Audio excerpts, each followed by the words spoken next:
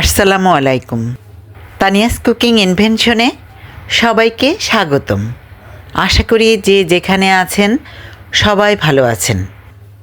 প্রিয় দর্শক, আজ রমজান সামনে রেখে সবার স্বাস্থ্যগত দিক বিবেচনা করে একটি স্বাস্থ্যকর ইফতারি রেসিপি নিয়ে এসেছি। তো প্রিয় দর্শক, আমার সাথেই থাকুন আর পুরো ভিডিও দেখে জেনে নিন আমি কী ইফতারি তৈরি করছি আর কিভাবে তৈরি করছি।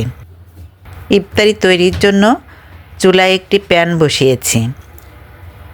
প্যান গরম হলে 1 কাপ চিড়া নিচ্ছি। আপনারা অবশ্য আপনাদের পরিবারের সদস্য অনুযায়ী চিড়ার পরিমাণ বাড়িয়ে বা কমিয়ে নিতে পারেন।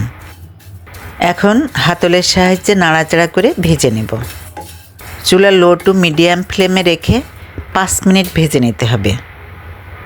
এই ইফতারিটা এভাবে চিড়া ভেজে নিয়ে করতে হবে, তাহলে কোনো প্রকার গ্যাস অ্যাসিডিটি হবে না, আবার খেতেও খুব ভালো লাগবে।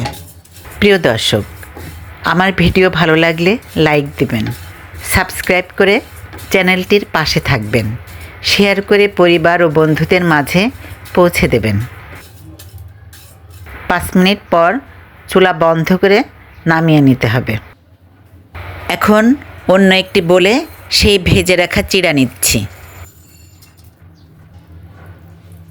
পানি দিয়ে ধুয়ে নিতে হবে। আমি 4 বার ধুয়ে নিয়েছি।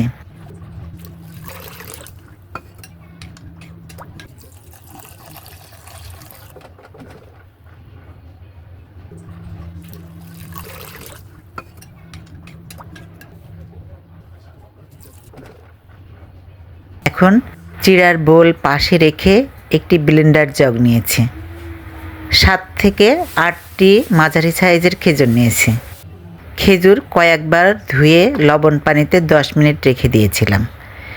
যেহেতু সংরক্ষিত ফল, তাই এভাবে লবণ দিয়ে ধুয়ে নেওয়া স্বাস্থ্যকর।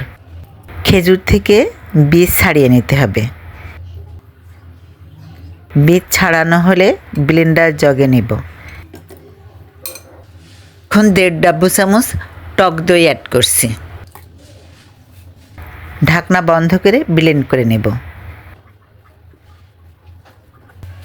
এখানে কিছু ফল নিয়েছি।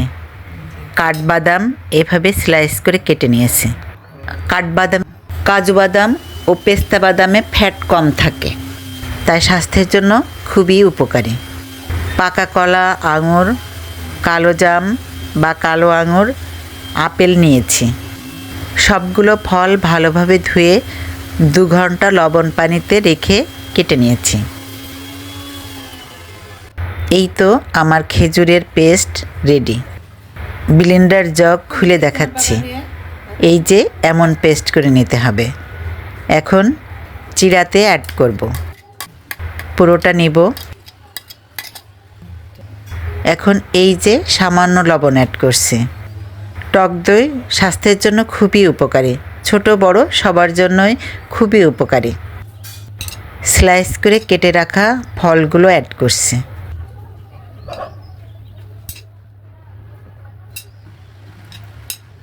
এখন চামচের সাহায্যে মিশিয়ে নিতে হবে। 1/2 কাপ পানি অ্যাড করছি, এতে করে রসালো হবে। এই ইফতারে কোনো প্রকার গ্যাস হবে না, সেজন্য টক দই ব্যবহার করেছি, যা স্বাস্থ্যের জন্য খুবই উপকারী। আর চিনির পরিবর্তে খেজুর ব্যবহার করেছি, যা দেহে শক্তি যোগাবে। এখানে ব্যবহৃত সকল উপকরণ শরীরের জন্য খুবই উপকারী। আর এভাবে মাখালে স্বাস্থ্যের কোনো প্রকার ক্ষতি হয় না। সারাদিন রোজা থাকার পর এমন ইফতারি খেলে সব বয়সীদের জন্য উপকার হবে। ভালোভাবে মেশানো হলে উপরে কিছু কালো জাম, আঙুর, কাঠবাদাম, কলা ও আপেল দিয়ে ডেকোরেশন করেছি। রোজায় সুস্থ থাকতে সারা মাস এই ইফতারি তৈরি করে নিতে পারেন। প্রিয় দর্শক, আপনারাও এই ইফতারি তৈরি করে খেতে পারেন আর বেশি বেশি শেয়ার করে সবার মাঝে ছড়িয়ে দিতে পারেন। তো প্রিয় দর্শক, আমার ভিডিও কেমন হলো কমেন্ট করে জানাবেন। সবাই ভালো থাকবেন, সুস্থ থাকবেন।